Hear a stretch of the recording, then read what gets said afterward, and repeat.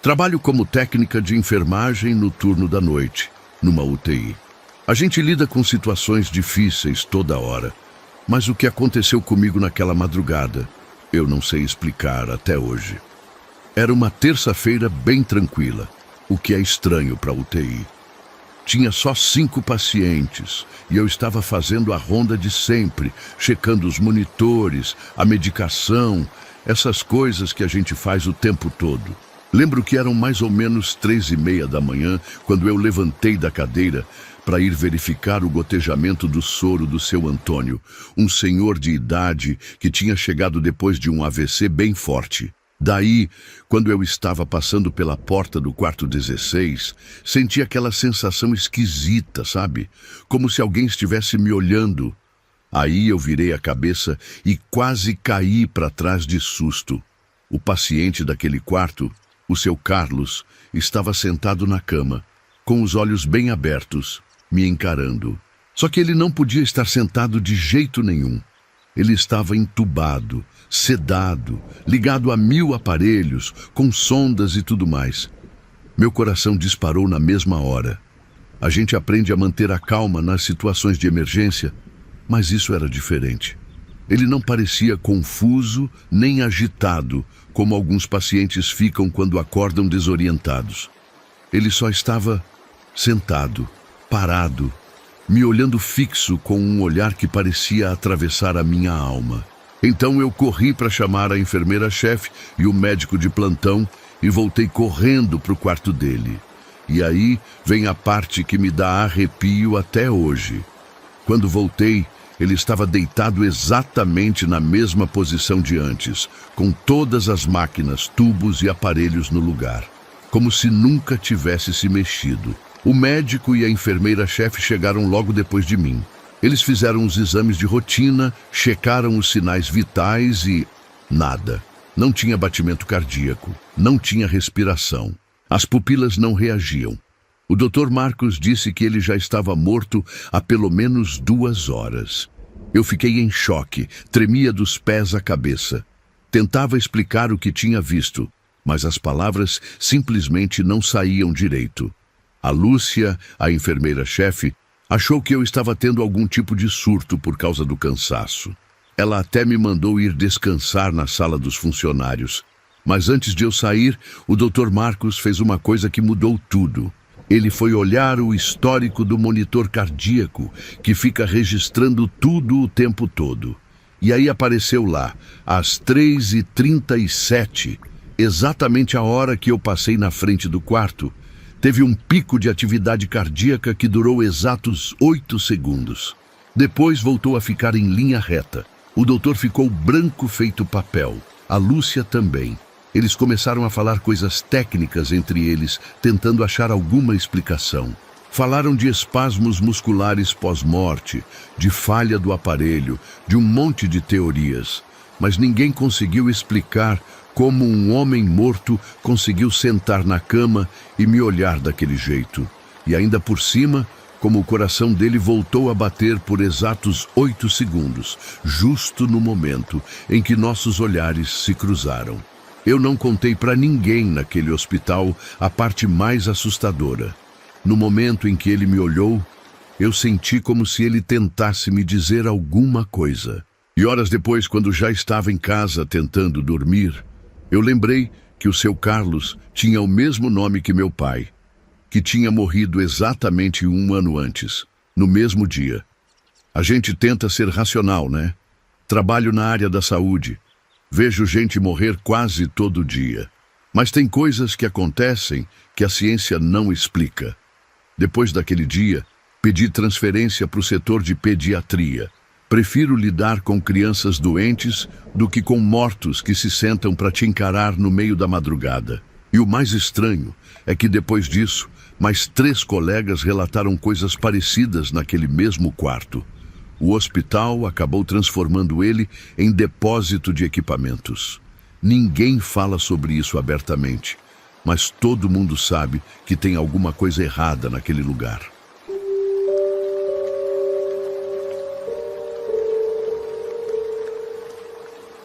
Nunca fui de acreditar em coisas sobrenaturais. Sou daquelas pessoas que sempre procuram uma explicação lógica para tudo. Até aquela noite no hospital. Minha mãe tinha falecido de câncer depois de uma luta de quase 2 anos contra a doença. Foi difícil demais ver ela definhar aos poucos, sabe? Uma mulher que sempre foi forte, cheia de vida, virou pele e osso numa cama de hospital. E o pior é que ela lutou até o último segundo, mas a doença foi mais forte. Bom, aí, depois de uns 2 meses da morte dela, eu comecei a sentir umas dores muito fortes no abdômen. No começo, achei que era só estresse, ou talvez gastrite nervosa por causa de toda a situação. Mas a dor foi piorando, até que um dia eu não aguentei mais e fui para o pronto-socorro. Fizeram um monte de exames e descobriram que eu estava com uma infecção na vesícula, tão forte que precisei ser internado na mesma hora para tomar antibiótico na veia e fazer uma bateria de exames. E daí vem a parte estranha. Me colocaram exatamente no mesmo andar, na mesma ala e, por incrível que pareça, no mesmo quarto onde minha mãe tinha ficado durante os últimos dias dela. Quando entrei naquele quarto, senti um aperto no peito tão grande que não conseguia nem respirar direito. Era como se o cheiro dela ainda estivesse lá, entende? Aquele perfume de lavanda que ela sempre usava. E aí, várias memórias vieram de uma vez só na minha cabeça. Eu lá segurando a mão dela, ela respirando com dificuldade, a máquina de oxigênio fazendo aquele barulho. A enfermeira percebeu meu desconforto e perguntou se eu queria trocar de quarto. Mas daí pensei, que bobagem, é só coincidência, não tem por que ficar assim. Então eu disse que não precisava, que ia ficar ali mesmo. Afinal era só um quarto de hospital como qualquer outro, né? Eu estava febril por causa da infecção e acabei dormindo logo depois que o soro com antibiótico começou a correr. Acordo com uma sensação muito estranha, aquele tipo de sensação que parece que tem alguém te observando. Abri os olhos devagar e o quarto estava na penumbra, só com aquela luzinha fraca que deixam acesa durante a noite nos hospitais. E daí, do nada, eu ouvi a voz da minha mãe bem pertinho do meu ouvido, como se ela estivesse sentada na beirada da cama. Ela disse meu nome bem clarinho, filho. Só isso, só essa palavra, mas era a voz dela, sem dúvida nenhuma. Era aquele jeito carinhoso que só ela tinha de falar. Na hora eu gelei, sabe? Fiquei paralisado, sem conseguir me mexer. Fechei os olhos com força e fiquei repetindo para mim mesmo que era só a febre, que eu estava delirando, que nada daquilo era real.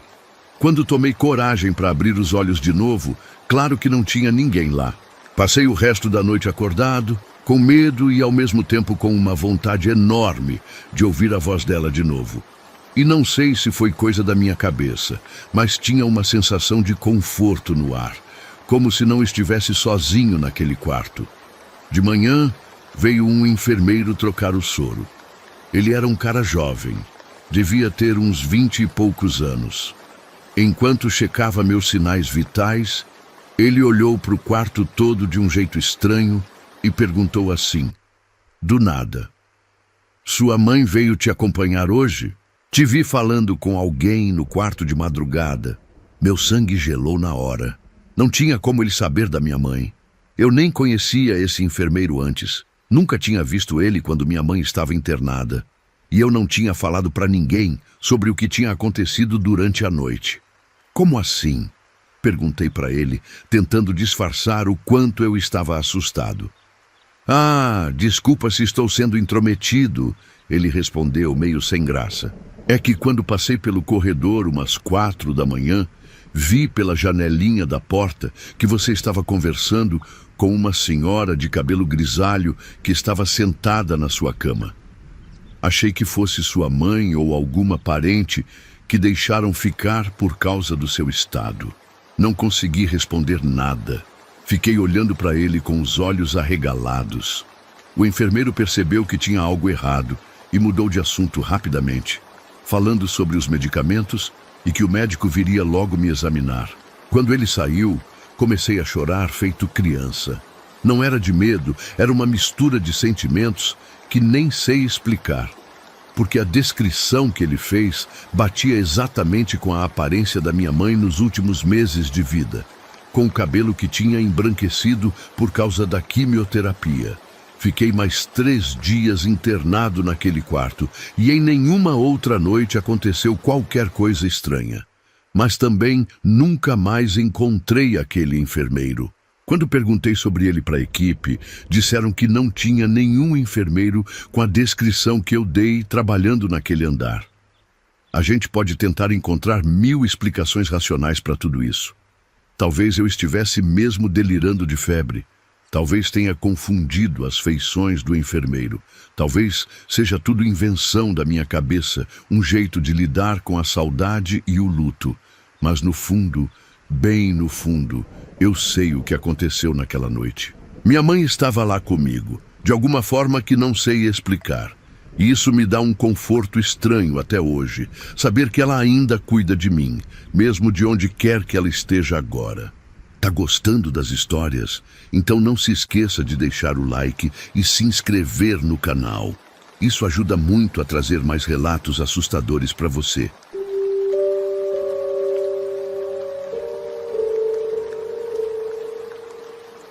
Trabalhei como motorista de ambulância por alguns anos.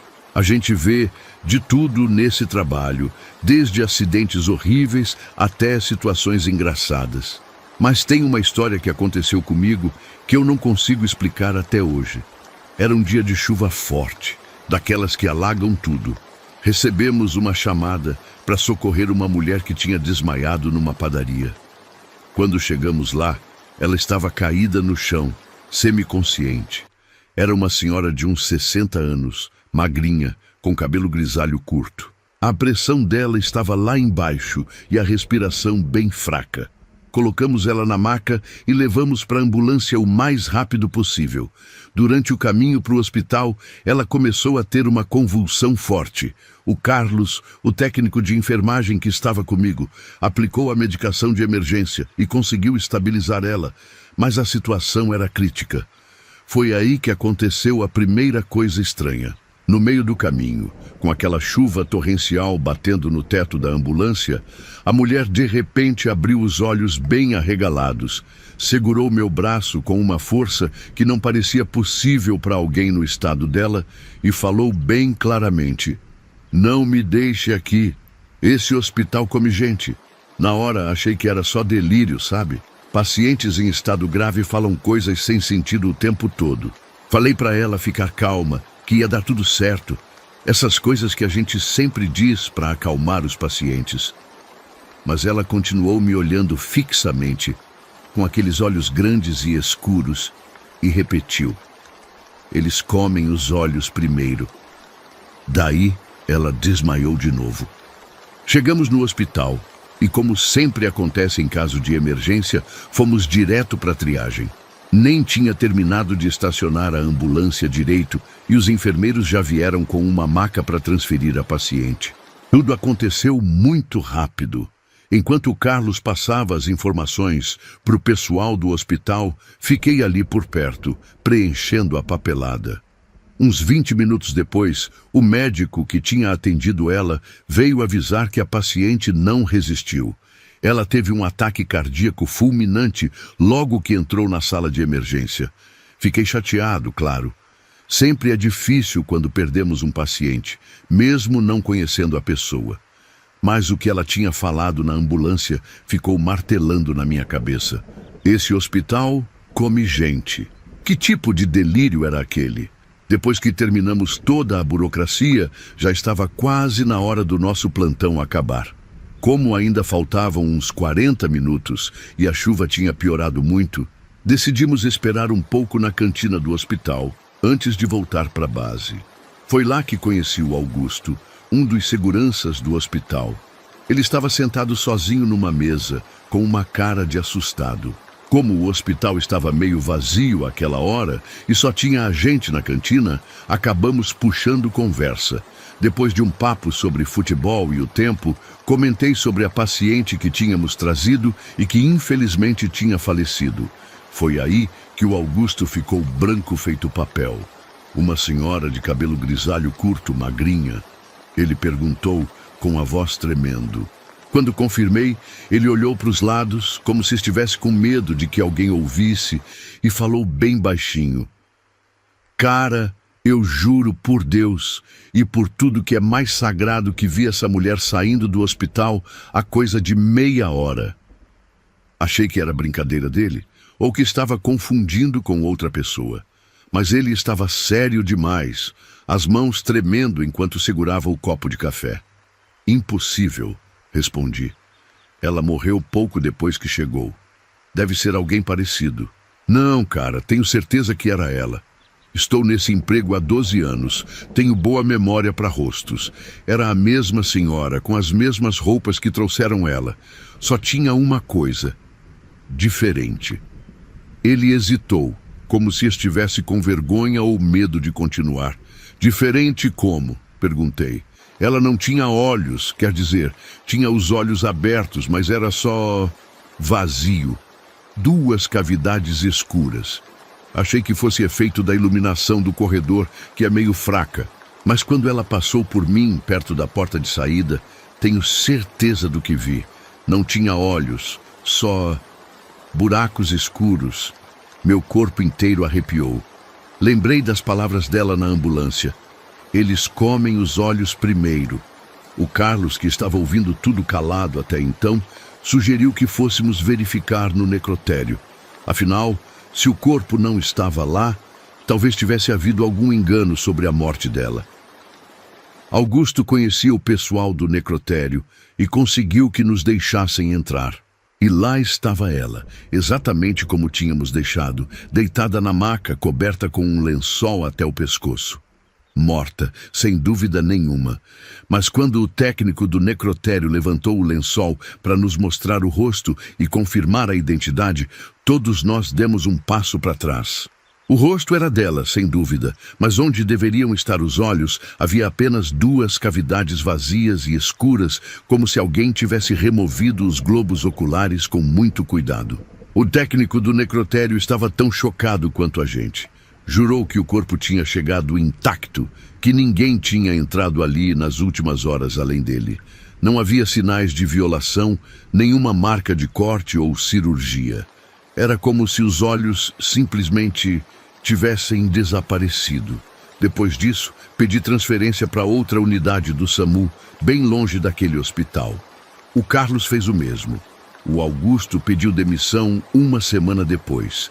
Nenhum de nós voltou a falar sobre aquela noite.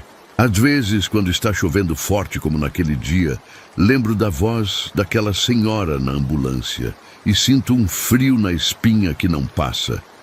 Esse hospital come gente, eles comem os olhos primeiro.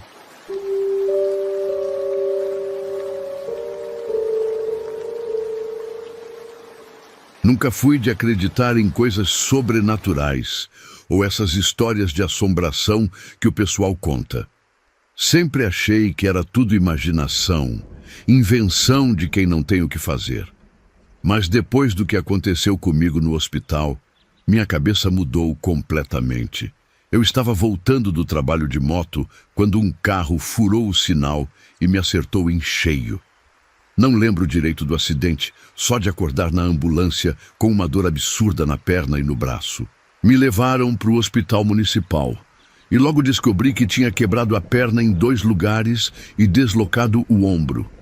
Depois dos primeiros socorros e de engessarem minha perna, me colocaram num quarto com mais 3 pacientes. Era um quarto grande, meio antigo, mas que parecia ter sido reformado recentemente. As paredes tinham pintura nova, o piso também.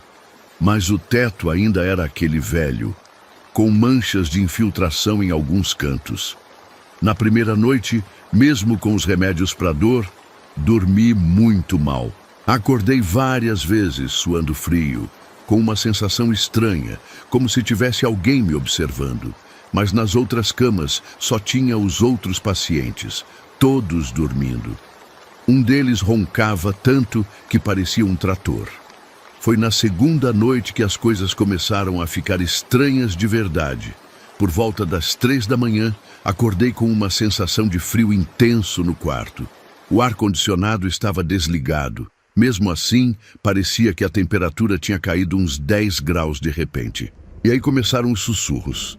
No começo achei que fosse um dos outros pacientes falando durante o sono, mas quando prestei atenção, percebi que o som não vinha de nenhuma das camas. Era como se viesse das paredes, ou talvez do teto. Uma voz baixa, abafada, quase inaudível, mas que repetia a mesma coisa de novo e de novo. Vocês precisam sair daqui, esse lugar vai cair. Fiquei paralisado na cama, sem saber o que fazer.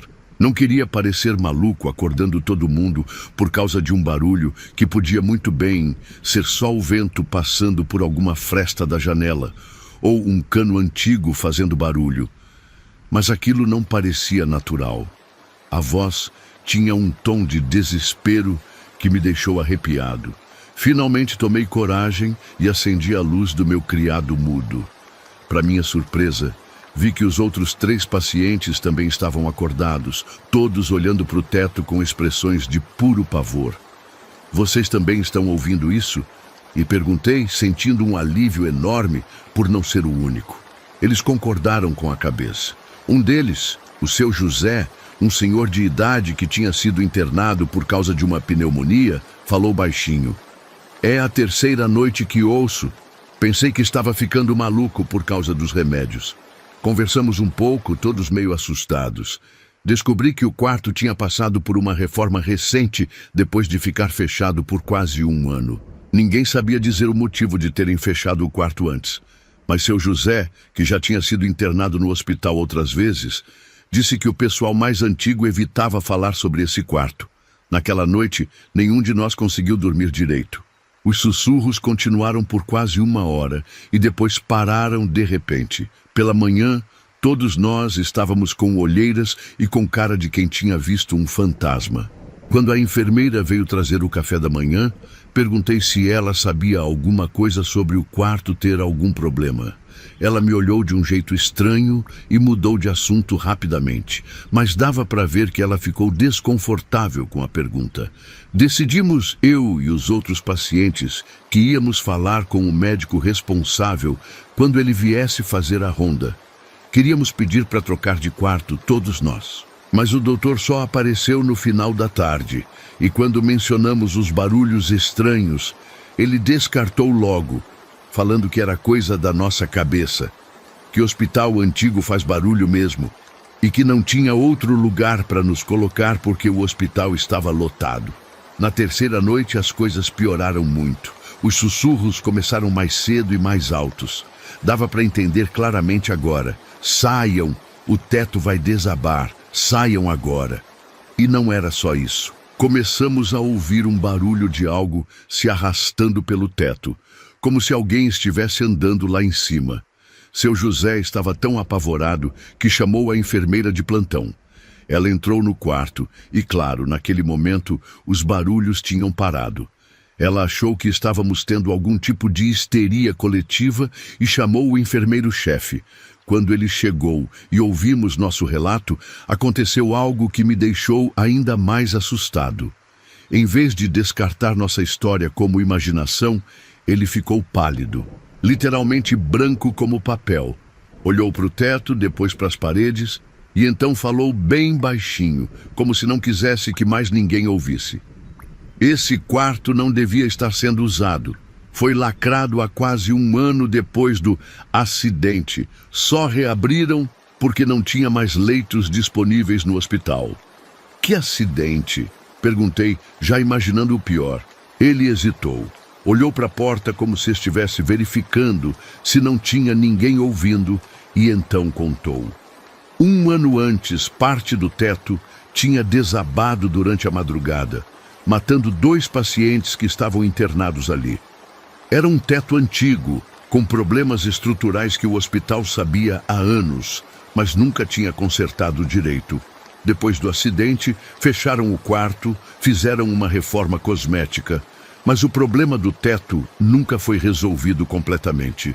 Vou dar um jeito de transferir vocês para outro lugar amanhã cedo, ele prometeu, parecendo genuinamente preocupado. Só aguentem mais essa noite. Ninguém dormiu naquela noite. Ficamos todos acordados, olhando para o teto, ouvindo os sussurros e os barulhos de coisas se arrastando lá em cima. A voz parecia cada vez mais desesperada, como se soubesse que algo terrível estava prestes a acontecer. De manhã, o enfermeiro-chefe voltou com uma equipe para nos transferir. Estavam colocando seu José numa cadeira de rodas quando ouvimos um barulho. Um estalo alto, seguido de um som de algo se rompendo. Olhamos todos para o teto no mesmo instante. Bem no centro do quarto, uma rachadura enorme tinha se formado e pedaços de gesso e concreto começaram a cair. O enfermeiro gritou para todo mundo sair e foi uma correria. Empurraram as camas para os corredores o mais rápido possível, com a gente ainda em cima delas. Mal tínhamos saído do quarto quando um pedaço enorme do teto desabou, exatamente em cima da cama onde eu estava deitado momentos antes. Se tivéssemos demorado mais alguns segundos, eu teria sido esmagado.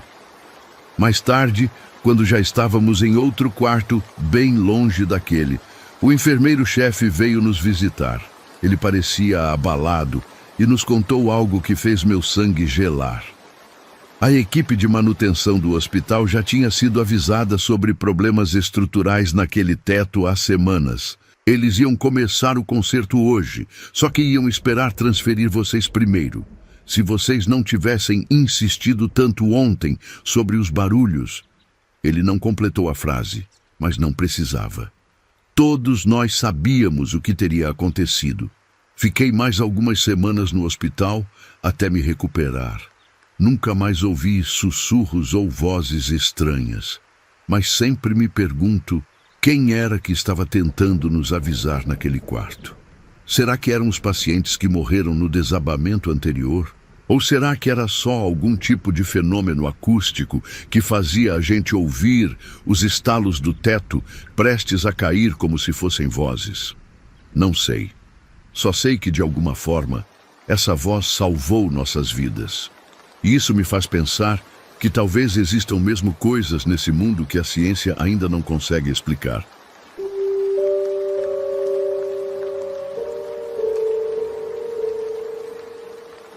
Meu pai ficou doente de repente. Foi uma coisa que pegou todo mundo de surpresa. Um dia ele estava bem, trabalhando na oficina como sempre. No outro dia começou a sentir uma dor no peito que não passava. Levamos ele para o hospital e descobrimos que era um problema no coração, bem sério. Os médicos decidiram interná-lo na mesma hora. Disseram que precisavam fazer uma série de exames e talvez até uma cirurgia, dependendo dos resultados. Meu pai, que sempre foi um homem forte e teimoso, que nunca gostou de médico, aceitou tudo sem reclamar. Isso foi o que me assustou primeiro, sabe? Ver ele tão conformado. Passei o primeiro dia inteiro com ele no hospital. Meu pai parecia tranquilo, até brincava com as enfermeiras, dizia que ia sair de lá novinho em folha. Mas teve uma hora, quando ficamos sozinhos, que ele segurou minha mão e falou uma coisa estranha. Se sua mãe vier me buscar, eu vou ter que ir com ela. A minha mãe tinha morrido há 6 anos, de câncer. Meu pai nunca tinha superado direito, mesmo depois de tanto tempo. Achei que era só a medicação fazendo efeito, ou talvez o medo de morrer trazendo essas lembranças. Falei para ele não pensar besteira, que ia ficar tudo bem, que logo ele estaria em casa de novo. No dia seguinte, eu precisei sair para resolver umas coisas do meu trabalho. Minha irmã ficou com ele durante a manhã, e eu prometi voltar logo depois do almoço. Só que teve um problema na empresa, uma reunião de emergência que não podia faltar, e acabei me atrasando muito. Quando finalmente consegui chegar no hospital, já passava das 6 da tarde. Estava um dia estranho, sabe? Um calor abafado, céu nublado, com aquela sensação de que ia cair um temporal a qualquer momento. O tipo de dia que deixa todo mundo meio irritado, meio ansioso. Entrei correndo no hospital, fui direto para o quarto do meu pai. Mas quando cheguei lá, a cama estava vazia. Senti um aperto no peito na mesma hora. Saí procurando uma enfermeira, alguém que pudesse me informar onde ele estava. Encontrei a Márcia, uma enfermeira que tinha cuidado dele no dia anterior. Quando perguntei sobre meu pai, ela ficou com uma expressão estranha, meio triste.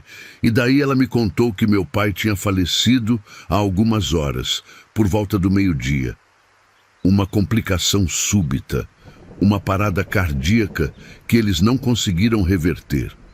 Fiquei em choque. Não conseguia acreditar. Meu pai tinha parecido tão bem quando o vi pela última vez. Como podia ter piorado tão rápido? Porque ninguém tinha me ligado. Tinha um turbilhão de emoções passando pela minha cabeça ao mesmo tempo. Tristeza, culpa por não ter estado lá no momento, raiva dos médicos que não conseguiram salvá-lo. A Márcia me levou até a sala da assistente social, que ia me ajudar com toda a burocracia, a liberação do corpo, os preparativos para o enterro. Eu estava caminhando pelo corredor feito um zumbi, sem conseguir processar direito o que estava acontecendo, quando passamos pela recepção principal do hospital. Foi aí que a recepcionista me chamou. Era uma senhora de idade, daquelas que a gente vê que trabalham no mesmo lugar há décadas. Ela me reconheceu porque eu tinha passado por ela várias vezes nos últimos dias, sempre correndo para visitar meu pai. Que bom que te encontrei, ela disse. Queria te avisar que teu pai deixou o hospital ao meio-dia. Esqueceu de assinar a alta, mas como ele parecia bem, andando sozinho, achei que não tinha problema. Fiquei olhando para ela sem entender. Olhei para Márcia, que parecia tão confusa quanto eu. Acho que a senhora está confundindo com outro paciente, falei. Meu pai faleceu hoje ao meio-dia. A recepcionista franziu a testa, parecendo genuinamente surpresa.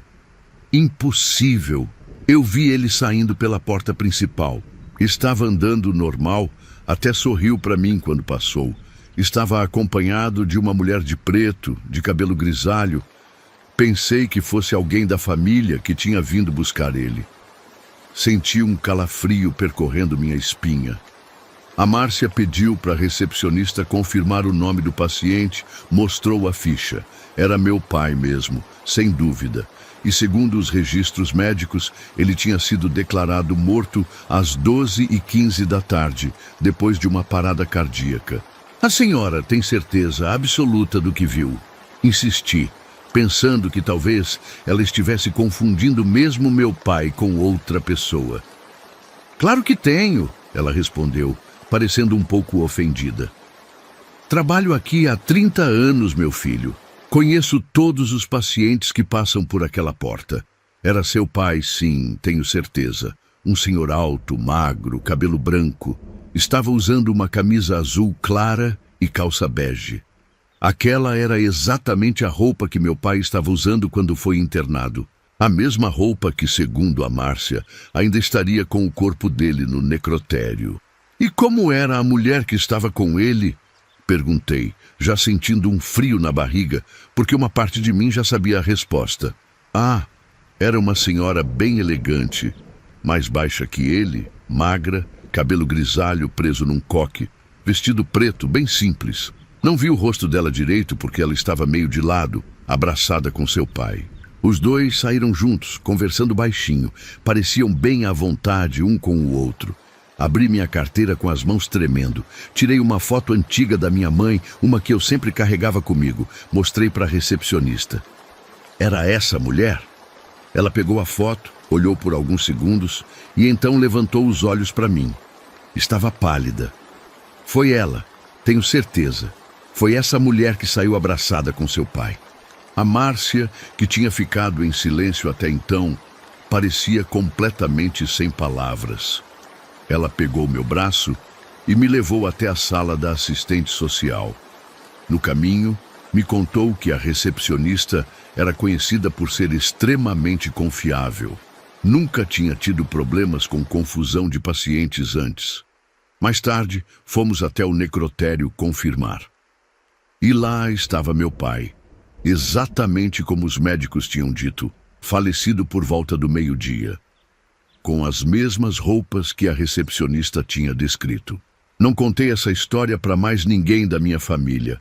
Não queria que pensassem que eu estava maluco de dor ou inventando coisas para me consolar. Mas guardei a foto da minha mãe E as palavras do meu pai na véspera: se sua mãe vier me buscar, eu vou ter que ir com ela. Talvez alguns laços sejam fortes demais para serem quebrados até mesmo pela morte.